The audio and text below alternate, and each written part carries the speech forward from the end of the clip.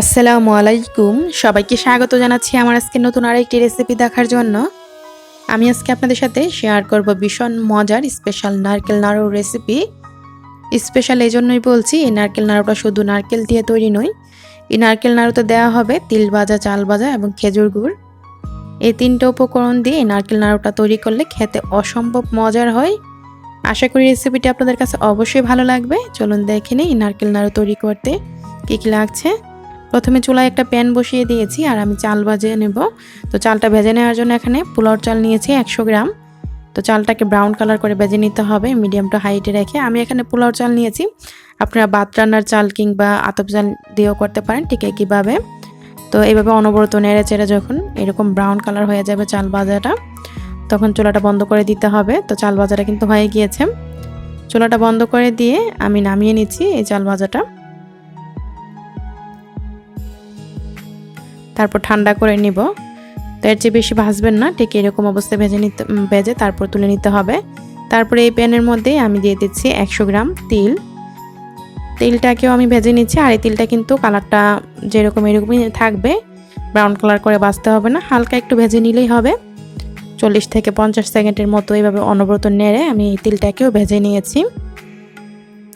চুলার আঁচটা মিডিয়াম আঁচে রেখে যখন গ্রান একটু বের হয়েছে তিল থেকে, তখন নামিয়ে নিয়েছি। এই যে দেখুন চাল ভাজাটা ঠান্ডা করে নিয়েছি।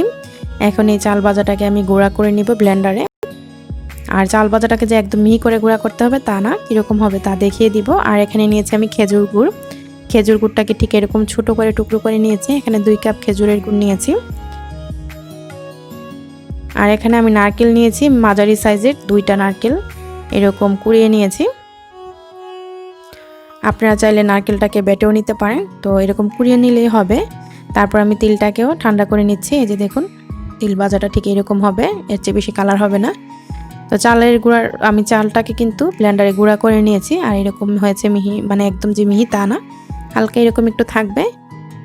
এখন চলে যাচ্ছি নাড়ু তৈরি করতে। তো চুলায় একটা প্যান বসিয়ে দিয়েছি।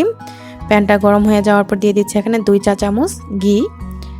ঘিটা দেওয়ার পর দিয়ে দিচ্ছি এখানে 2টা তেজপাতা 2 টুকরো করে, আর 4টি এলাচ একটু ফাটিয়ে দিয়েছি, 3টা দারচিনি টুকরো দিয়েছি ছোট সাইজের। তারপরে এগুলোকে একটু ভেজে নিচ্ছি খুব সুন্দর একটা গ্রান বের হয়ে যাওয়া পর্যন্ত। ঘিটা দিলে খুব সুন্দর গ্রান আসে এই নাড়ু থেকে, তাই দেয়া। তারপর আমি কুড়ানো নারকেলটা দিয়ে দিলাম। তা আমি সব কিছুর পরিমাণ কিন্তু বেশি নিয়েছি, তাই পরিমাণটাও বেশি। তো 2টা নারকেল কুড়ানো দেওয়ার পর এভাবে নেড়ে দিচ্ছি, আর নারকেল থেকে একটু পানি বের হবে। চুলার আঁচটা আমি এই পর্যায়ে মিডিয়াম টু হাইটে রেখেছি। তো নারকেলটাকে প্রায় 2 মিনিট নেড়ে চেড়ে রান্না করার পর দিয়ে দিলাম খেজুর গুড়। আমি এখানে 2 কাপ খেজুর গুড় দিয়েছি। তো খেজুর গুড়টা দেওয়ার পর নারকেল এবং খেজুর গুড়টা মিলে খেজুর গুড় থেকেও কিন্তু পানি ছাড়বে।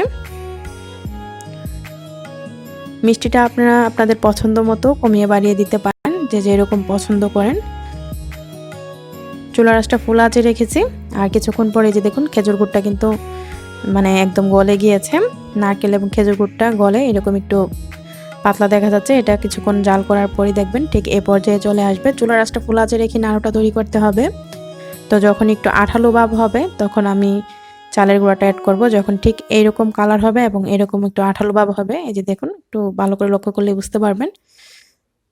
এখন আমি অ্যাড করে দিব এখানে চালের গুঁড়া। তারপর দিয়ে দিচ্ছি ভেজে রাখা তিলটা আর চালের গুঁড়াটা দেওয়ার পর এখন আবার অনবরত নেড়ে সব কিছু মিশিয়ে নিচ্ছি। তারপর আমি এখানে দিয়ে দিচ্ছি কনডেন্স মিল্ক। আমি এখানে 3 টেবিল চামচ কনডেন্স মিল্ক নিয়েছি। কনডেন্স মিল্কটা অপশনাল, তবে দিলে খুব ভালো লাগে খেতে। এখন এই কনডেন্স মিল্কটা দেওয়ার পর ভালো করে নেড়ে চুলাতে প্রায় 2 মিনিটের মতো আমি রাখছি। চুলার আঁচটা এই পর্যায়ে মিডিয়াম আঁচে রেখেছি। এভাবে নেড়ে চেড়ে 2 মিনিট রাখলেই হবে, এর চেয়ে বেশি আর রান্না করতে হবে না, 2 মিনিটে হয়ে যাবে। তো এভাবে নেড়ে চেড়ে 2 মিনিট রান্না করার পর আমার এই নারকেল নাড়ুটা কিন্তু একদম তৈরি। চুলাটা এখন বন্ধ করে দিয়েছি আর নামিয়ে নিচ্ছি। আমি সরাসরি একটা প্লেটে নিয়ে নিচ্ছি। আর নাড়ুগুলো কিন্তু একটু গরম অবস্থায় তৈরি করতে হবে, ঠান্ডা হলে মানে জোড়া লাগবে না, তাই আর কি। তো হাতে একটু ঘি মাখিয়ে নিচ্ছি, তৈরি করতে খুব সহজ হবে। তারপর আমি এখান থেকে গরম গরম অবস্থায় নাড়ুগুলো তৈরি করে নিচ্ছি। আপনারা যারা গরমটা সহ্য করতে পারেন না, তাও 2 মিনিট কিংবা 5 মিনিট অপেক্ষা করে তারপর নাড়ুগুলো তৈরি করতে পারেন, তবে চেষ্টা করবেন গরম অবস্থায় তৈরি করতে। তো এই যে দেখুন, তৈরি করাটা খুব সহজ, আমরা সবাই পারি। তারপর আমি 2-4টা দেখাচ্ছি কিভাবে আমি তৈরি করছি। তো এইভাবে আমি সবগুলো নারকেল নাড়ু তৈরি করে নিচ্ছি।